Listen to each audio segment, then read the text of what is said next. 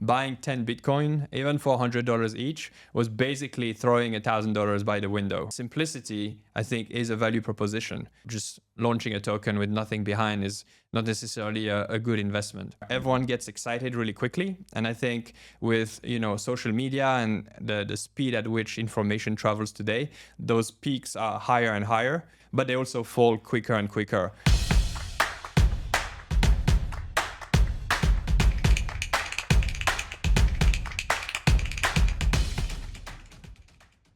Welcome to the show. In this season of Bitget show, we are talking about entrepreneurship, building and believing in crypto. I'm your host, Ugar Usi, and we have Sam Hubert from the Matera.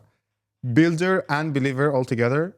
That's right. Yeah, thanks for having me. Are you a bigger believer in crypto or you're a just builder? Because you Both. raised a 40 million. I think you're a very money-driven person. I mean, I believe in crypto I do believe in crypto for certain use cases.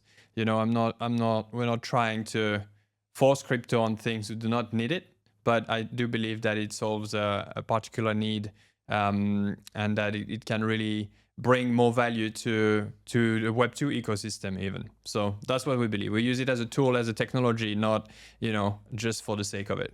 More people I talk to, I end up getting, to where we start. Everyone comes here to make money. And how did you end up in crypto? Like you came to trade, you got scammed. I know. I talked to someone. He was like, "Oh, I actually had like a malware, and the scammer was asking for a Bitcoin. That's how they got to know about Bitcoin." Like it's such so many journeys out there. Like what brought you to crypto? Yeah, the first time was actually 2013. I read an article in one of the tech publications, I can't really remember which one, about Bitcoin and, the price of Bitcoin. I think that year the price increased 2 or 3x. It just reached $100 per Bitcoin, early 2013. Tell me that you bought a lot. I did, yeah. Not as much as, I should have in retrospect. And I also lost a lot along the way because a year later, the main exchange that everyone was using, Mongox, which was completely centralized, just collapsed. And with that, a lot of Bitcoins that are still there and that I'm hoping to claim back one day, 10 years later. But that's how I started. And, people always say, the way the user experience is still terrible in Web3 today, but you should have seen it in 2013. I mean, buying 10 Bitcoin, even for $100 each, was basically throwing $1,000 by the window. I mean, it was just a simple form. You have to put your card. I don't even think this was HTTPS secure, but I was very curious and I thought, let's just see what this is. This looks interesting. So I did that. I remember thinking back, someone would send you a form like, oh, this is like a Google, like a Word document, kind of a document. And it would be like, send me your details securely over the email. Now security is completely something different. And I recently, not even recently, 4 seasons before at Bitget Show, we had Da Vinci Jeremy with us. And he had this famous video of 10 years ago on YouTube where he begs people to buy at least $100 worth of the Bitcoin. Yeah. And if they did that today, it would be $66,000, almost $70,000. It's that's correct. I don't think there's any asset that appreciated as fast in our lifetime, in history even. So that's been pretty amazing to watch, and we definitely came a long way from those times. That's definitely one thing about specifically Bitcoin. I always try to kind of segregate Bitcoin from the entire crypto industry because Bitcoin is a different beast, especially after ETFs and all these big things. It's becoming an industry of its own, and I'm really surprised to see how many these new ordinals. Now you can stake Bitcoin. So many things you can do within that ecosystem, and I think more money will come. More it will become. It's like a own free sale, and then everyone else. But I always say, there are builders who build technology, who build different startups, and then there are believers who invest in them, who believe in them. And you recently raised $40 million. How you managed to convince people to invest in you? So actually the 40 million is for a company, Landvault. This was raised over the last 5 years. And this is very much a Web2 company. We are the very frontier of technologies like 3D production, metaverse, digital twins. So we basically have all the buzzwords in one sentence. All the buzzwords, we change them over time to stay relevant. But the vision since day one has been that virtual worlds, and it started with gaming, were going to be very popular for people to consume content. And that vision is true. More and more people consume 3D content, mainly video games. And also that brands and sponsors and companies would be interested to create either their own experience or to sponsor existing experiences. And again, that turned out to be true. So we have the entire infrastructure to basically build 3D experiences, leveraging generative AI to build faster. You can take a picture of buildings in the street, that turns them into 3D assets. And then we can publish that quickly on the web to make it accessible on a URL, on a link, very easily accessible by everyone. And then monetizing those experiences with advertising or e-commerce. Initially, brands were our big clients back in 2021, where a lot of brands were jumping in the metaverse. And now lately, it's been mainly government entities here in the Middle East, from the Ministry of Economy to Abu Dhabi Formula One to big malls, Saudi government, museums in other countries, a big football club in the MENA region. So a lot of the big properties, the big institutions in the MENA regions want to jump in those virtual worlds. They believe that this is a great way to promote those institutions, promote the country further. And so we found a lot of great customers there. But what happened to the entire metaverse? I remember that at some point, everyone was doing something metaverse. Then it moved. Now everyone does something AI and something DeepIn. But like, why metaverse didn't work?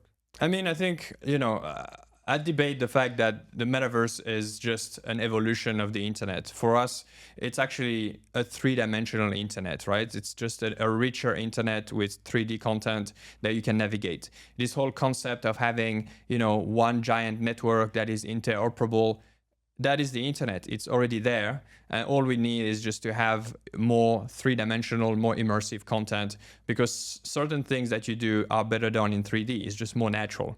So that's what we've been focused on building. I think as a technology, we've seen this huge hype cycle, 2021. Everyone was jumping on. Every single brand felt like they needed to be there yesterday.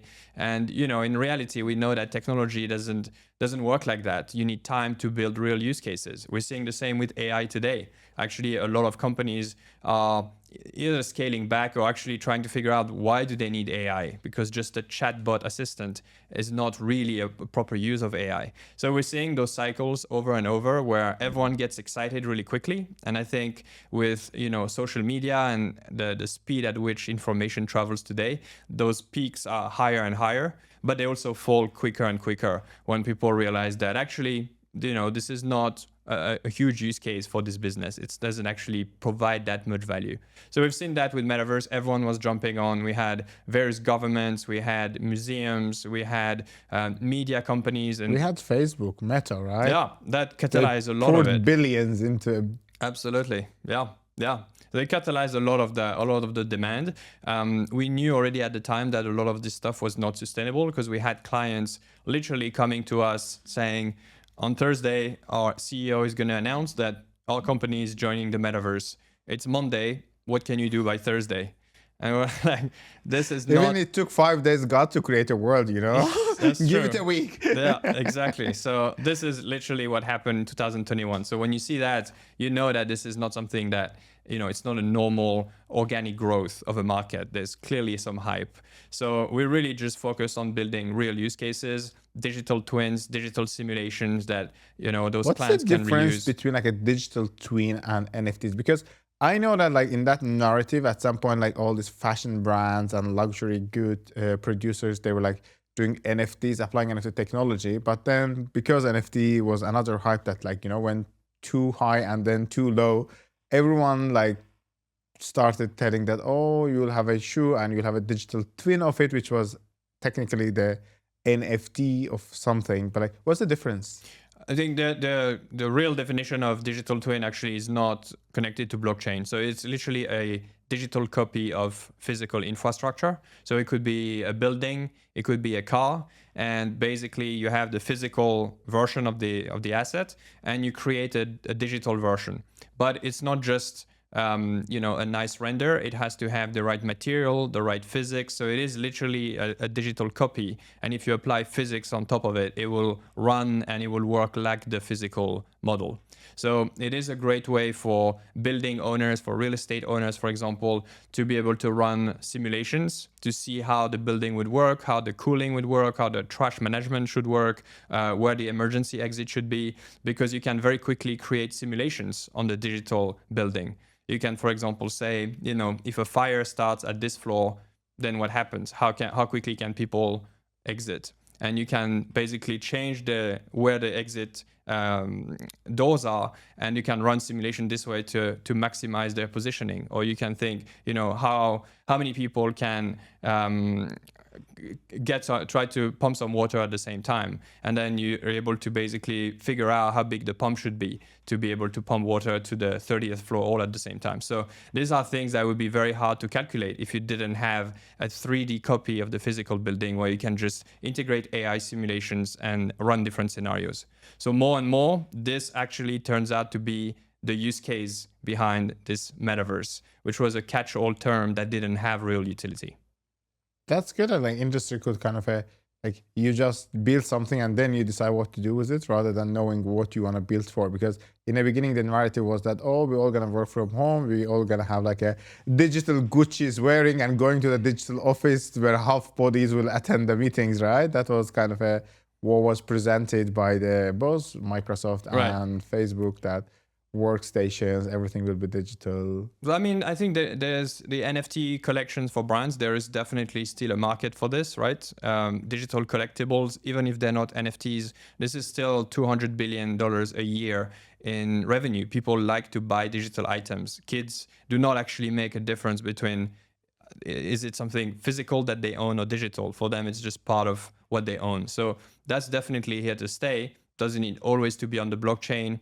Not necessarily, but I think as with everything, we are seeing real use cases emerging, and ultimately it has to be a great experience or it has to save people time or money. But entering a meeting where you look like half bodies and it's actually harder to manage. If it's easier to jump on a Zoom call, people are just going to jump on a Zoom call, right? There's no advantage to jump into a metaverse meeting unless it provides something unique and different. And I think we're getting to a point now where people are not just jumping into metaverse because it's a buzzword. So now the value is actually driven by utility and not by hype.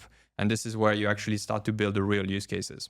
Yeah, I think like as a humans, as a consumers, we are like a very clearly understanding what the hype is. Like we saw what happens in like a meme coin scene, right? People know what it is, like a pure hype. There's no utility and it's kind of a lottery ticket on a chain, and people clearly know why they're there, what they want to do. They want to invest, they want to get rich, and that's it. And then when it's utility, people are very judgmental. They really want a good product, good utility, good understanding. And that's where most of the like a blockchain technologies fail to provide, because it's always, as you mentioned, like it's kind of a very young industry, and it's like in a process of trying to understand what we want to do next or how the real use case can be. It took, 5-6 years for you guys to understand that, instead of, metaverse meetings, it could be simulation of a building. Yeah, no, I agree. I think every technology has the same maturity curve. You always get people super excited at the beginning. They think that this technology is going to change everything tomorrow. And then, reality sets in and realize that actually it might take a bit longer, or that their use case is not that relevant. So the hype goes down. But in the meantime, you have real builders, real companies who really want to implement real use cases. And this is what slowly, in a more sustainable way, drives the utility back up and the company back up. So that's kind of the growth curve that we went through over the last couple of years with this company. Yeah. Also, like I believe that one of the challenges when you build that or like have even like a great idea such a metaverse, when it's very talent intensive, you need a lot of 3D artists and people who have like a very niche skill that it's very hard to, like, they're not readily available in the market. The same happens when you want to have like a XYZ amount of developers, like a talent intensity. I think that's one of the shortcomings of blockchain industry. There isn't enough talent, and that was one of the reasons that Bitget, we introduced our blockchain for youth program where we invest like $10 million. We work with leading universities across the world to bring on a young generation, educate them about blockchain, and everyone, right? You need a blockchain journalist who is literate to write about this, and you need an accountant, you need a social media manager, you need a business analyst, HR, everyone that understand the industry. And without all these components, it's very hard. And I think that's another shortcoming, that some talent-intensive industries, they can't grow as fast. And I believe that 2 or 3 years ago, it was more about coding and skills. Today we have AI, and everyone's like, oh, you will not need so many engineers in the future, and you'll have the new professions coming, like, I don't know, prompt engineers. Like, how, as an entrepreneur, how do you navigate this scene, like talent market? I mean, yeah, talent is always, difficult for sure to bring on board. But I also think this is something that the industry kind of calls upon itself in a way, that do you really need to have, social media managers or marketeers that are also experts in blockchain? Blockchain is a technology, right? This is what I was saying at the beginning, that doesn't necessarily have to be front and center of the marketing, for example. This is just a means to an end, something to do something better and to provide a better experience for users. So a new project that we're bringing on now, Matera, is a perfect example of this, because we're overlaying blockchain and a DeFi network on top of existing social media platform. So we're not recreating a new Web3 platform, but we're basically helping creators on Instagram, on X, on YouTube, TikTok, and so on to get rewarded, to earn points for the content they create, and then redeem those points for cash in our DeFi ecosystem. But if you look at our page marketing, it's completely Web 2. You don't really have to know what's happening in the background. We're not hiding it. If you want to learn about it, you can go to the light paper and learn it. But this is not the value proposition. The value proposition is get rewarded for being active on social media. And I think this is something that I'm starting to see. You mentioned meme coin being an example of that, where a lot of the complexity is removed. It's just a meme. We're also seeing another project, Notcoin, actually listing, I think today. That was this game on Telegram. It was a simple game. You just had to tap and you were earning points. Super simple. 35 million users. The simplicity, I think, is a value proposition. And so I don't think that we need as many technical people as you might think. We need technical people to build, of course, but it's also the same in Web 2 and with traditional software as a service. You always need top range developers. But I think we could definitely grow faster and get more adoption outside of our echo chamber by simplifying the value proposition, because blockchain alone is not a value proposition. It's a technology. But that, I think you touched an amazing point, because like at the start it was that blockchain is the next big thing. We're going to stay here. People are going to come to us and we have to develop, and all the ideas were like super complex. But after a cycle or two, we realized that, okay, people don't come to us. We have to go to people. Before, like I used to go through a lot of pitch decks when I was at VC, and it was always like, oh, like onboarding more Web 2 to Web 3. And now it's the other way around, like bringing, as you mentioned, like building on top of like existing infrastructures and building on top of like existing Web 2 users. And I think that's another reason why centralized exchanges were doing so great, because they managed to break that barrier and people already knew how to register with their emails and mobile numbers. And that's how centralized exchanges could onboard much more users than the old days. Of course. I mean, you just see the process of creating a wallet. Like the average person does not want to save a piece of paper with 12 words on it. And that literally holds, all of your wealth. Like this is not a scalable solution.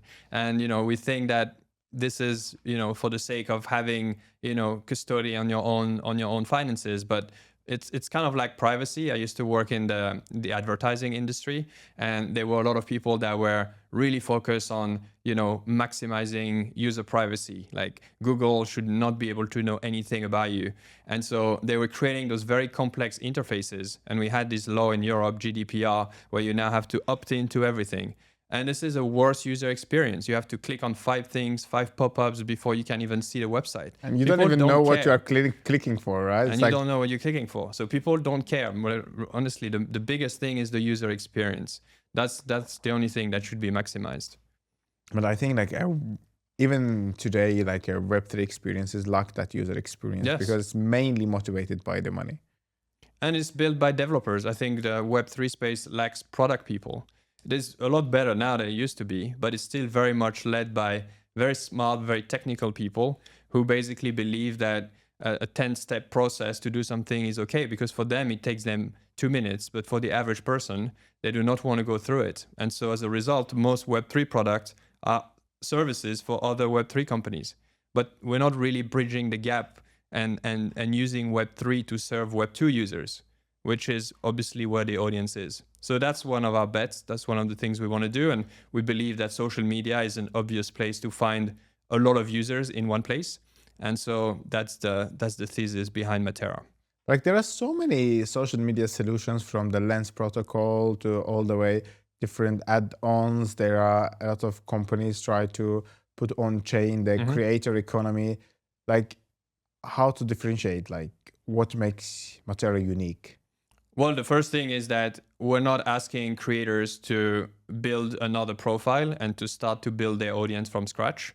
Most of these platforms, if not all of them, they are basically an alternative to existing social networks. So as a creator, you have to start from scratch. You have to create new content. You already create content on X and Instagram and YouTube, and now you have to create content on this new Web3 platform. So they basically have there's this dilemma in the space where on one side of the spectrum, you have Web2 platforms that have a lot of reach, but very bad economics for the creators because the platforms keep most of the money. On the other side of the equation, you have those Web3 platforms that you mentioned, SocialFi platforms, that have pretty good economics for creators because they can, mint the content as NFTs, or they get 90% of the revenue. So that's great. But they have no scale because the users are not there. So you have this dilemma, which we call the creator dilemma, which is either you have scale or either you have economics, but you can't have both. And obviously what you want to be is, top right of this imaginary matrix here, where you have the scale and the economics. And so for us, the thesis here is like, this is a mix of leveraging the platforms, the existing platform, the X, the Instagram, the TikTok, because let's face it, we're not going to be able to create a competitor for that, but overlaying a monetization layer driven by crypto and DeFi, which rewards people for the content that they create. So they don't have to create new content. They don't have to learn a new platform. They don't have to build a new audience. They keep doing what they're already doing, but the two systems are connected. And so the creators get rewarded for the engagement that they get on those platforms. And those rewards are funded by ourselves and by brands and by other projects who want exposure to that audience. So it's kind of a way to bring influencer marketing on chain. But again, the on-chain component is really just a way to make the tech work. This is not the value proposition. And I think that's the main difference. I think it's becoming more and more hard to, do something in a social media sphere, because we saw like a Clubhouse, how it raised and kind of it died. We saw how Facebook or Meta launched Threads, and in a week they onboarded like 100 million people. It was huge for a day or two. Now, whenever I go there, like a very few creators, they post something, or many people just automate it. They post the same thing everywhere. They have photos. Like, I think more and more, all these like things or social media platforms becomes just another channel, and people just duplicate content all over. Same with, see how like content go to the TikTok, the Reels, all the like content isn't different. Like, people don't tailor for the channel. They just produce something. Maximum they cut and edit, and now with the AI softwares, it's like much easier to cut and edit, test 10, 20 contents to see which goes viral, how to do with it. I think like creator economy also becomes a tool to maximize the revenues, because in the beginning the narrative, especially with the Facebook back in early 2000s, was that, oh, we're gonna share with friends and family what's happening. But today we are kind of two communities: the consumers who want to scroll and the creators who actually create. And the creators do it as a full-time job because it's a very demanding job. You need to buy a lot of technology, a crew. It's no more like I put the camera, talk, and become famous. It's no more, we haven't seen any Justin Bieber story of mom filming a kid on a phone and going viral and becoming a world star. It becomes very expensive. And I think one thing lacks all the time on this like a SocialFi project. Whatever a creator earns, it's very small amounts from the day one. While in a traditional platforms, if you have a large amounts, you don't depend on YouTube's revenues or Facebook's revenues. You actually get a lot of advertiser money. Yeah, your own brand deals. Yeah. But that's only possible for a very small fraction. The ones that you see all the time on Instagram, on TikTok, you know, those are the 1% of the creators. And if you look at the distribution of revenue, creator economy is actually a huge market. It's about 200 billion a year as well. But it all mainly goes to the 1% of the creators across all the platforms, from the YouTube to TikTok to even Spotify. The top 1% of creators actually capture 90% of the revenue, and that divide is going even stronger. It's not going any better because the algorithms keep pushing the top accounts, because you know they're more likely to bring brands, they're more likely to bring advertisers. So the divide is going bigger and bigger. And so some a VC has called that the lack of creator middle class. There's just basically the very successful creators, and then there's all the other ones who do not get any views, but there's no middle class. And if you look at any economic theory, any nation without middle class is basically doomed to fail. So this is a trend that needs to be reverted, and we think that Matera and you know probably other projects as well, by rewarding people for the engagement and bringing new rules, new metrics to define what it means to be successful away from the algorithms of those platforms which are centralized, is going to be a way to redistribute the wealth created on those networks. But like I have a question, and like might sound a dumb one, because algorithms would always maximize for the biggest exposure, most engagement, in order to capture the most value, you know, keep the user on the platform longest possible.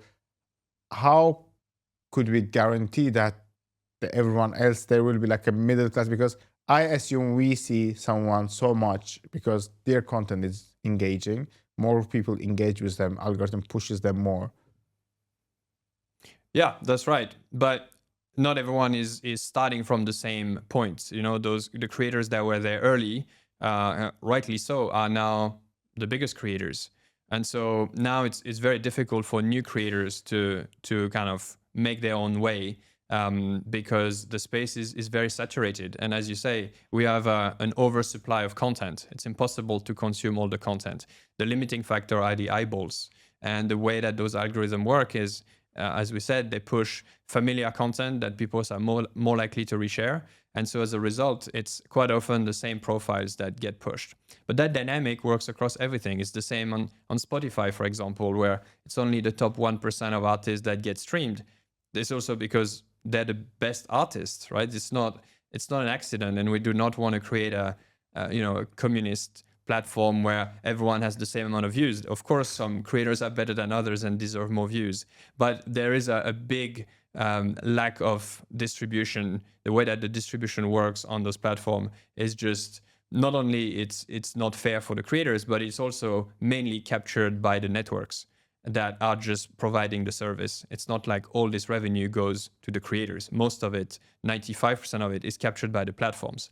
And so we think that to create a better, fairer internet, which is powered by the creator economy, we can try to apply some Web3 mechanics and overlay that on top of the current networks to rebalance this economy. Honestly, like I always say in the beginning that even like a crypto and blockchain narrative was to democratize and give everyone access.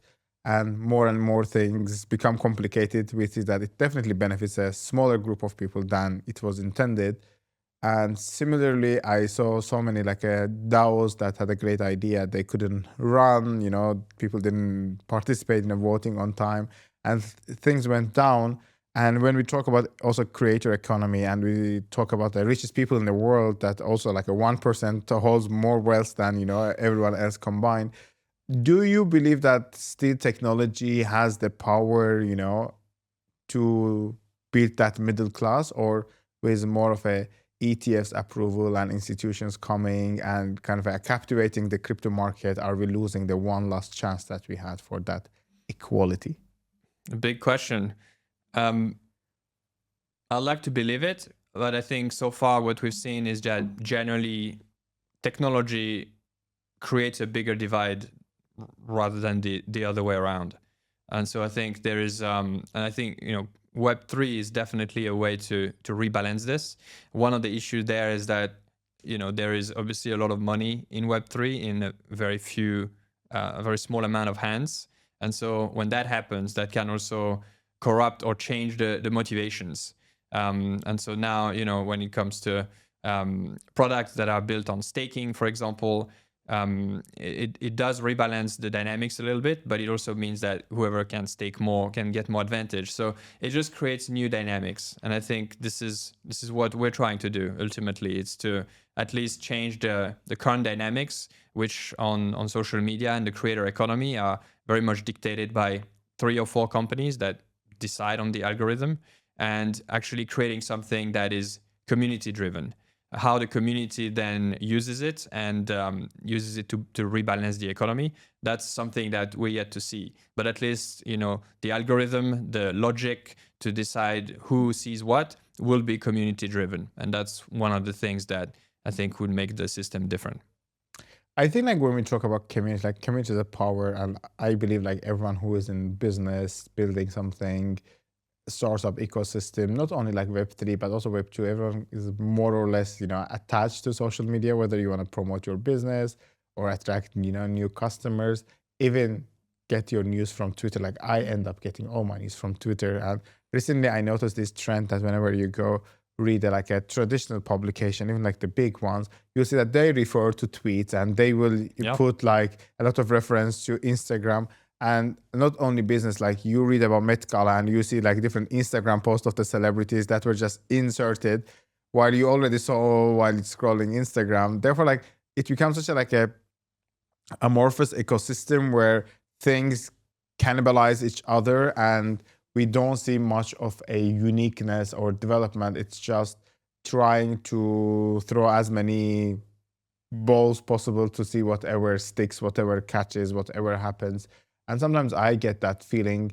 Same goes with investment and same goes with building, that people just do and in the hopes for the better without actually much understanding that, okay, this is a good thing I'm doing, or there's something big I'm doing, just like randomly. And it also goes for investment. I work for VC and mainly it's becoming like a moonshot, like you will invest in hundreds of VCs, expecting just one to happen.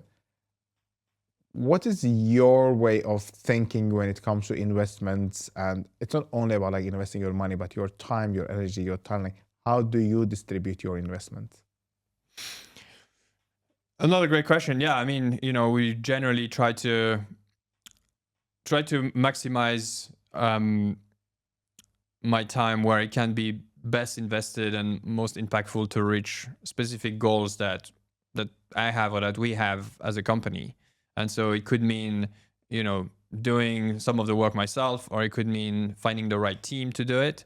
So it's very much goal oriented, and based on the goal and the time that we have to reach it, making the right investment, the right decision. So working backwards from the goal to decide what needs to be done this month, this week, today, this hour. Those are the things that this is normally how I would approach a challenge or a deadline. And as an entrepreneur, especially when it comes to like attracting an investment, like what is the process? Because I recently came across so many entrepreneurs and pitch decks where they even had this multiplier of return, like which kind of, if you are joining on a private sale or pre-sale, this is how much you're gonna earn. And it takes away that, initial investment when you believe in the project and product rather than focusing on the return all the time. Like when building a venture, when building whatever you think that can, bring on board new partners, new investors, how do you balance that? Or how do you see the entire crypto or blockchain industries? Is it balancing? Where is it going? I mean, I think, equity, I've raised about 40 million in equity and so far about 4 in token, just at the pre-sale level. And it's true that the process is somewhat different. the motivation of crypto investors with, is much more short term, because you have the listing that is coming up, you have the vesting and the cliff. And actually this cycle compared to previous cycle, I feel like people are even more short term. Now people want to be out in the first 12 months, because they have been burned before, where, everyone in 2021 at some point had like a great, paper, like 100x. And then by the time the cliff was done and they could actually sell, then it was bear market and the portfolio was worth very little. So people have just learned from that and now want to think even shorter term. Whereas with equity, this is not really possible. For investing in equity, know that they're in for 5, 7, 10, maybe even more, and there's very little possibilities for liquidity. It's not even a question. So I think the motivations there are a little different, and so this short term profit maximization thinking is definitely more exacerbated in crypto, because there is the potential to be able to exit, and you can even compare, if you see the tokenomics, who is going to exit first, what is going to be the first sell pressure. So people optimize based on that. Whereas with equity, I think people think a bit more long term. They think about, the team, the market, the opportunity, defensibility, how is it unique? All of the questions that traditional VCs would try to assess. But like, as an entrepreneur who built like went in both worlds of Web 2 and Web 3, like, how do you think that, especially in terms of, because Web 2, yes, there were like a 1-2% chance of some startup becoming a unicorn. Similarly, in Web 3, we see that trend is almost the same, another like a 1%. But in crypto, like, things fail super fast. While in traditional Web 2, you'll have the companies, startups that did pre-seed, and they will have like a 2 years of a runway. Right. I haven't seen a crypto project with 2 years of a runway. Right. Yeah. No. Everything is faster, and I think this is due to the fact that everyone is looking for this first liquidity event, which is basically if a company was going public in the first 2 years of their existence, right? The token generation event is basically the same as listing on an exchange, which is crazy if you think about equity. Someone just raising a couple $1 million, just doing a nice pitch and just launching on the NASDAQ. I mean, that just wouldn't happen. No one would buy, right? There's no fundamentals behind it. Somehow in crypto, this has worked, but now we see also that a lot of the retail investors, they want fundamentals. They want to understand more, what is the business behind it? How is this going to generate revenue? Who are the customers? Who is the team behind it? So I think, we are, years behind in Web3 in terms of the maturity of that market. But people are waking up to the fact that, just launching a token with nothing behind is not necessarily a good investment. So I think this is the same concept of this early liquidity event that changes a lot of the motivations for investors and even for the team. And how do you, like in Matera, for example, how do you balance that? Because also your token eventually will have the utility because of the creators, yes, earning, and there's a spending opportunities within the platform and out of the platform. Like, how do you think it can be balanced? Or do you even think about that? Or you just think that, okay, I really need the 4 million to develop this project. Let me raise it, and then I think about the next stop. No, it needs to be thought from the beginning, for sure, because once you promise something to investors, you have to go with that. So the whole schedule, the emission, how many tokens are going to be available in each round, at which price, this has to be pretty much defined ahead of time. We basically wanted to raise this amount, bring some great partners on board that will be able to use and promote the product. But ultimately, our focus is on building a strong product that uses Web3 technologies, but is actually more like a Web 2.5 in a way, because the user interface, the onboarding is through email and connecting your socials. The wallet gets created by default in the background. So this is really going to be a way that we want to onboard mass users, Web 2 users. On top of that, they will be on-chain transactions. But if you're not a Web 3 users, you don't have to know that this is on-chain. It just happens in the background. So that's the ultimate goal. And so our focus is very much on maximizing the user experience. in traditional like a web two, you usually don't like as a individual investor, like unless you're an experienced angel investor, you usually don't get a chance to invest in a very early stage startups and projects. I think the great part in Web3, like everyone almost can, get in. And I saw Absolutely. people like investing like a pre-market project a lot. What do you think? Like, how much is the interest in your project from like a peer-to-peer, let's say, or retail investors out there versus the VCs when it comes to the Web3 ventures you are building? There's been a lot of interest, mainly because this is again a simple product that people understand. Everyone has social media. Most people on social media wish that for the effort that they put in, they could get more money out of it. So monetization, if you ask any creator, it's always one of the sticky points. So making that kind of a no-brainer is, to answer your previous question, like how do you raise money? How do you, like, this is actually the best way, is to try to create a story that is a no-brainer. And it's not always easy, but if you're able to create that model and that story, that generates, a lot of interest from investors, because it's very hard to challenge the thesis. When you lay out the facts, you have 300 million creators, most of them challenged with monetization. We're going to bring a new monetization on top of this 4 billion people that use social media. So there's just a lot of, facts and a lot of things that are hard to challenge in that thesis. So of course there's a lot of operational risk, and we'll see, how things actually go. But as far as the story goes, this is why we're able to capture a lot of attention so far. I'm really excited about the Matera because it's not a secret that, especially like a Web3 projects, they're usually pushed by the influencers and KOLs. Yes. And been shielded by, and they have a particular interest. And when you present a product that has so much to offer to the creators, I assume there will be a huge like a creator campaign, or the way that they onboard more people and exchange. Even like I recently noticed that in the industry, we are seeing a lot of creators coming together and setting up like kind of a different venture funds with the GPs and the LPs, because they understand their power. And do you think that by doing a product, or like building a product that customers are actually the QRLs, will help you like to propel, or you're just mainly focusing on like a traditional Web2 users who are just struggling to make money? Very much the strategy is to onboard, and this is what we're starting to do now. So we're just out of the beta version, where we had about 5,000 new users every day learning about what they're doing on the platform, and now onboarding bigger KOL/influencers. But interestingly, not just in Web3, but also influencers on Instagram, on TikTok, whose number of followers are huge, right?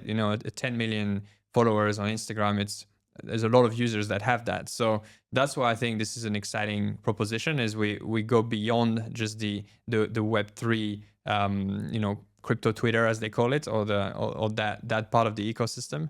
And we basically give all creators everywhere, wherever they create, whatever they want to talk about, a chance to generate more revenue.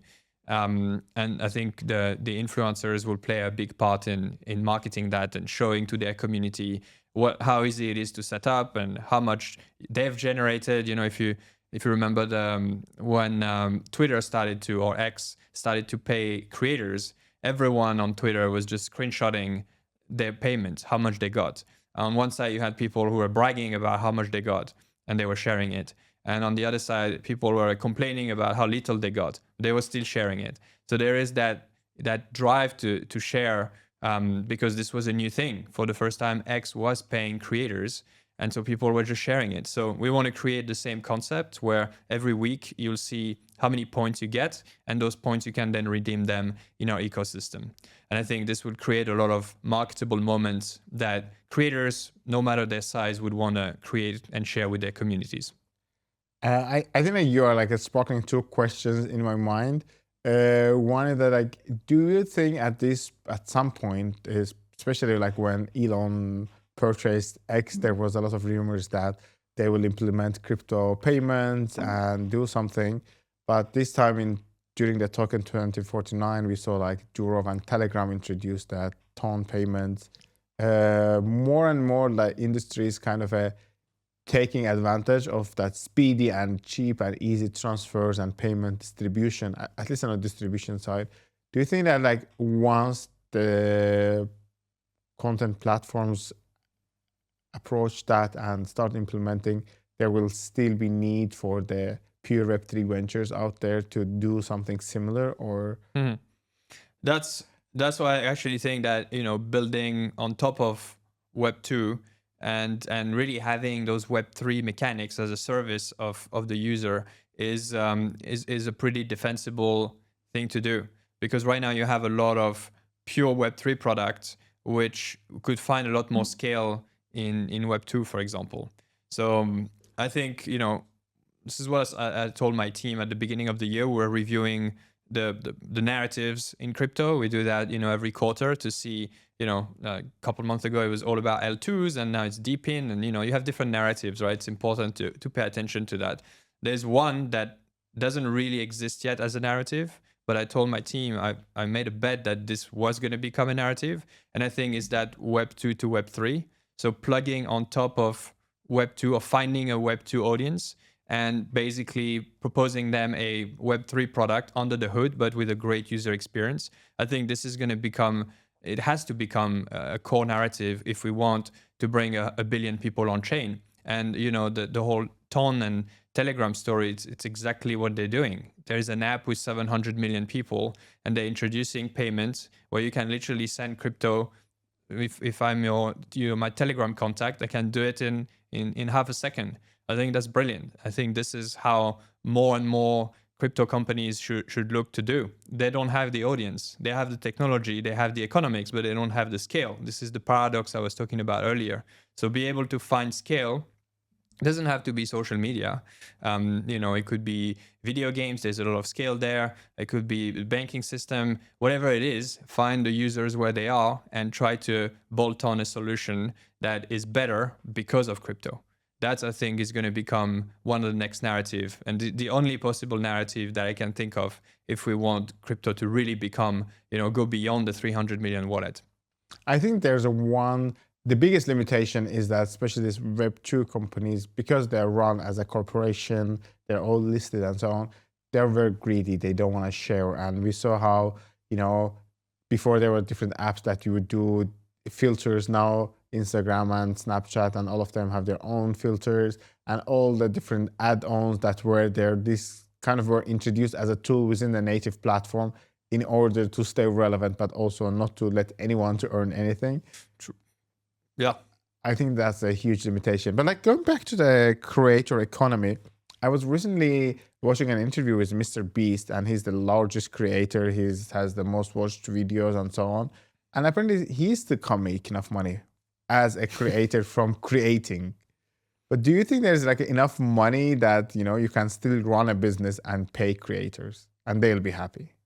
Yeah, I really think so. I mean, you know, the Mr. Beast model is, you know, it has literally hundreds of people working. I mean, every video that he publishes is like a movie. There's like 100 cameras. I mean, it's crazy production, and he reinvests most of his revenue, which is multi-million for every video, into the next videos and running a schedule of like, I don't know how many video. I mean, it's a whole operation. It's really fascinating what he's been able to do. But, you know, most creators do not run 100 people business, right? So they do not have the same type of expenses. There's definitely more than enough revenue for creators. I mean, as I said before, it's a $200 billion industry. Most of that is funded by brands being desperate to find an audience to sell more products. They have to go where the audience is, and the audience mainly is in social media. This is one of the main cluster of audiences. So in terms of amount of people and amount of revenue per head, there's definitely more than enough. One of the main challenge right now is that the platforms, which is basically, you know, four or five platforms, they take over 90% of the revenue. And this is why you have Meta and, you know, Google, who runs YouTube. Those are $1 trillion companies. $1 trillion, right? It's you know, they grew to that level on the back of creators, and they deserve to be very successful companies because what they've done is amazing. But there's still a very big gap between, you know, not being able to make ends meet and being $1 trillion company. And I think, reestablishing a little bit of that balance is where a tool like what we're building can enable. But what do you think? Like, I really like where we are going, because in initial stages, when whatever business you build, especially on Web3, you have a lot of investors' money that would definitely hold the token, and at some point they would definitely want to liquidate, sell, and get the benefit.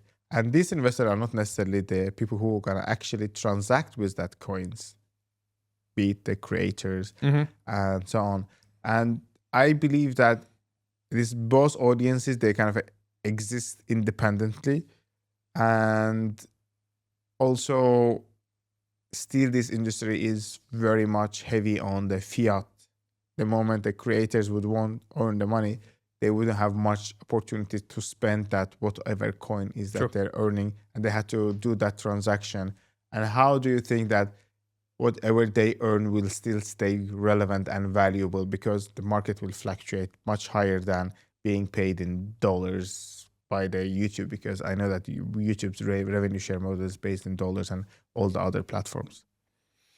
Yeah, so the system is obviously balanced by tokenomics, but it will depend on supply and demand. I mean, ultimately the idea is to have two tokens, the one which is the main token, but another one, this is liquidity token, that depends less on the price fluctuation and enable people to convert the points that they earn for being active on social media into stable coin.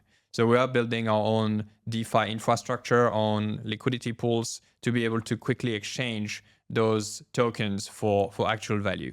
And then the idea is to bolt on an off-ramp solution. So if you're a Web2 creator, you don't want to mess up with liquidity pools and provide an LP token and exit your stake this way, you can directly get cash paid into your bank account. Of course, for that, there will be a larger fee because that costs money. So that's the idea. It's part of the infrastructure, how we actually get to convert those earnings into cash for users. It's not an afterthought, or it's not something we're going to leave to the user to figure out. This is actually what the product is. And so that's, front and center for what we are developing. That's really fascinating, because I believe, especially for the creators, because my favorite thing was watching these two guys, I don't know, in Southeast Asia somewhere in the middle of the village and building that pools. And that's one thing that, like at 3 a.m. I would be like super sleepy, I still watch.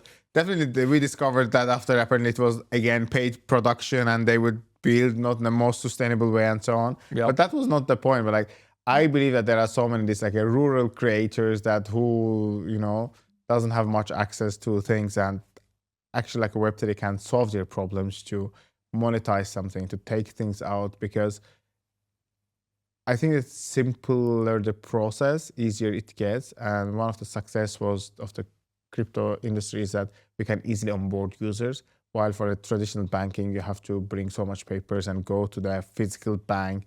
Or even with YouTube's today, monetization and verification, you need to have an address actually that you could receive a paper mail. And how many countries in the world, I know that so many places that paper mail wouldn't even reach, and get lost on the process. So it's the same as what we discussed, right? All of these rules and laws favor the bigger guy who can afford to go through all of this legal process, can afford to set up the right entity and get ready, while the average creator or the average entrepreneur in those regions do not have access to this baseline infrastructure. So this is the same concept here with Matera. Is whatever you're doing, the more successful you are on social media, the more engagement you get. Of course, the more points you'll get, the bigger share of the rewards. But even if you're a smaller creator, you will still be entitled to some of it, and you'll actually be able to balance this balance of power based on how many people stake for you in the future. So there'll be a way to bring your community into it and not purely depend on metrics like engagement, impressions, and things that you do not control directly, but actually rebalance this. If you have a tight-knit community, and it could be only a handful of people, but if they are willing to stake for you, then this is a very strong vote of confidence that would tilt the balance in your favor and enable you to access more of the rewards. So again, it's just about rewriting the rules a little bit of how content get distributed and taking that power and bringing that back to the community. It all sounds very exciting, but as a builder, what is your biggest fear when you start a project, and when you list a project, when you talk about an idea? Like, what can go wrong? Wow, I mean, I don't know if I have enough time. Everything, many things can go wrong. Of course, you know, you're trying to. The first thing, of course, is enough capital, having enough capital.